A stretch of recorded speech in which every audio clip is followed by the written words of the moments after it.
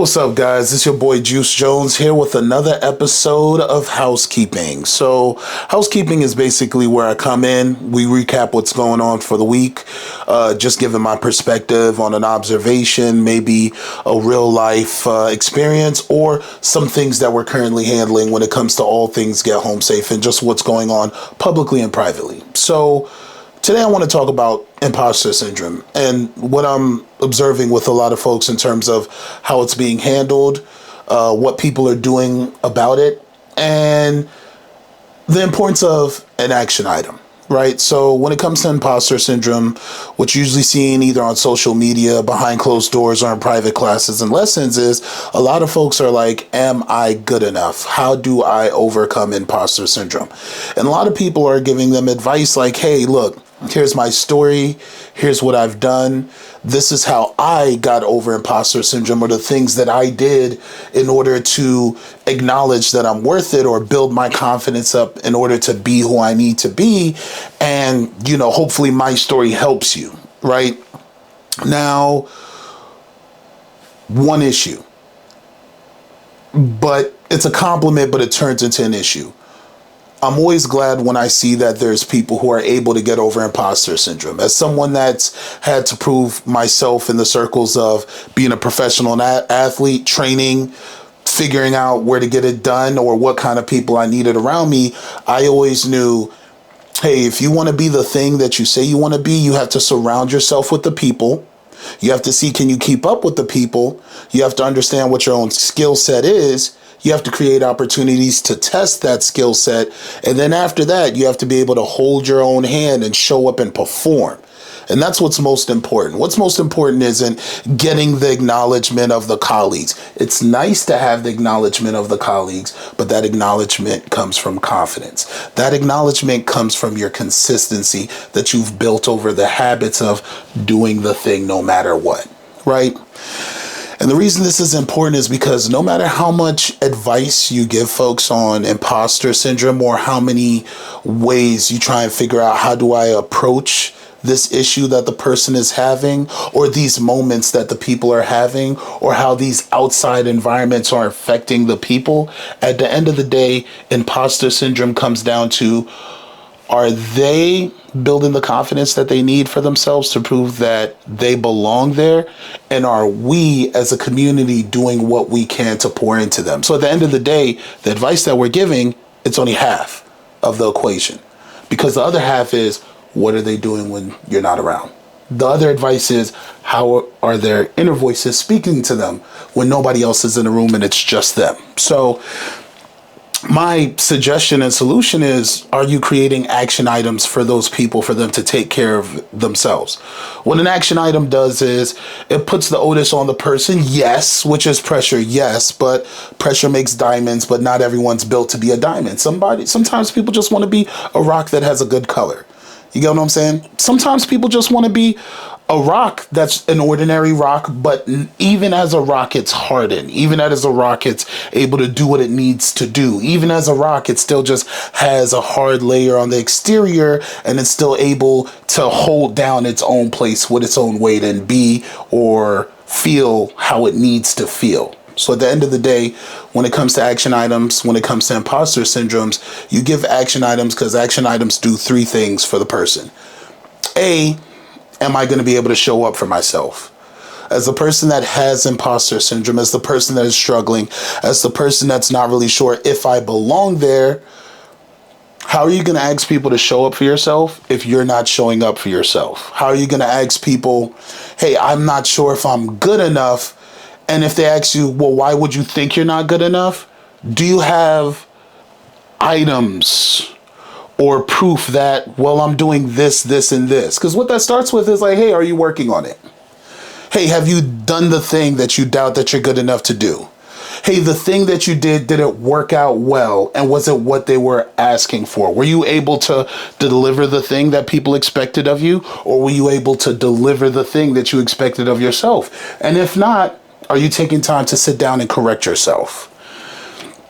I'm not saying imposter syndrome is simple. I'm not saying it's going to be an easy fix. It's going to take time and it's going to take repetition. It's always going to be a lot of repetition. It's always going to be a lot of how are you talking to yourself during this repetition. It's always going to be a measure of, hey, do I have a positive inner voice? Do I have a negative inner voice? Why do I have a negative inner voice? I don't want to go into too much talk on the inner voice, but these voices matter because, like, we spend a lot of time by ourselves trying to prove who we need to be. We spend a lot of time by ourselves doubting ourselves. Both of those things are important. A doubt is a critique of, am I doing enough? And confidence is a critique of, we have done enough, so where do we go from here? That's why it's always, when I have conversations with people, when it comes to mental health, when I have conversations with people, when it comes to their goals, I always ask them, hey, what's next? I don't want to know what's next for me. I want to know what's next for you. So when you do get there, I'm able to call you and we're able to speak about it. That's why it's called housekeeping. Housekeeping is about cleaning up the mess that we've been passing for the last couple of days, weeks, months. And it's like, all right, now we finally have time to clean this up because we're in a better place of taking care of what we need to take care of. So next time you have a moment of imposter syndrome, right? And don't get me wrong. Whether you have imposter syndrome or not, you should always make space to make mistakes.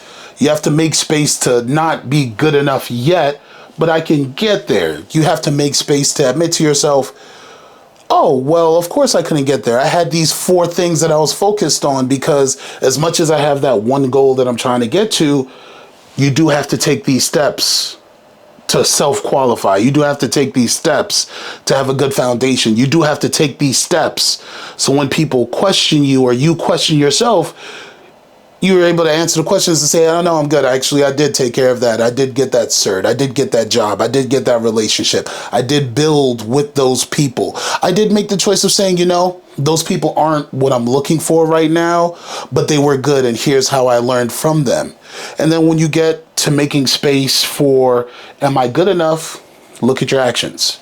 Have you studied? Have you made time for the hard conversations? Have you prepared for the hard conversations, not to have the right answer, but to have the honest answer either about yourself or the situation that you're in? And after being able to answer all those things, hopefully you're able to get to the point that your consistency becomes reality because you've worked on it so hard, or you've done it so much, or you've positioned yourself with the right people that you're at the point of, instead of working harder, you're working smarter, and you're working so smart that it's working for yourself. And then you're back at realizing, oh, I've always been good enough. I just haven't made my space to feel how good I've been at this because I've been so busy trying to be qualified for something that I'm already good at. So having community is always great because sometimes you do need people to hold your hand or to let your hand go and just critique you and say, hey, am I doing a good job at this? Just acknowledgement within that moment.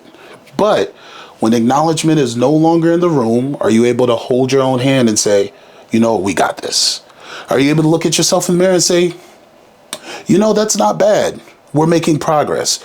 Are you able to view the baby steps that you're taking to your goal and realize, wow, we've been walking quite some distance. And whether I go back or I go forward, we are making progress that we need. Because progress is realizing you came far, but you have to go back. Making progress is sometimes realizing you ran all those miles, but that one step, you could do that better. So just go work on that one step and come back, and that improves what you need to be. Instead of being an imposter in your own story, instead of needing other people to tell you stories about what they've done or how they've gotten there, it's okay to look at what you've done and who you've been and who you've allowed yourself to become and be proud of that and take that next chapter with you into the new chapter that gets you to the goal.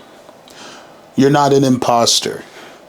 Everyone grows at a different rate, myself included. I'm no exception to it.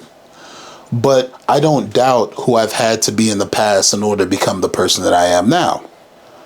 And I hope you can say the same for yourself. So finding acknowledgement is okay, but there's not always going to be a room full of people in the interview that you have to do when you're one-on-one with a business. Having people that acknowledge your worth is fine, but they're not always going to be there when you have to have the hard conversation with a loved one or with an associate or with yourself when it comes to the truth of a situation, and understand how much of this work belongs to me and how much of this work belongs to someone else, and being honest and understanding I've done my part and that's good enough. In order to take things to the next level, it's not about working yourself and grinding yourself into dust or anything else like that. Sometimes it's just about acknowledging the work of what you are, acknowledging the work of what you're not, and figuring out, do I need to be what I'm not in order to be good enough? Or do I have a valid place in the spot that I'm standing right now? So this has been another episode of Housekeeping. Thank you for coming. Obviously, it's really passionate today. Every day is passion. So, see you homies later. Peace.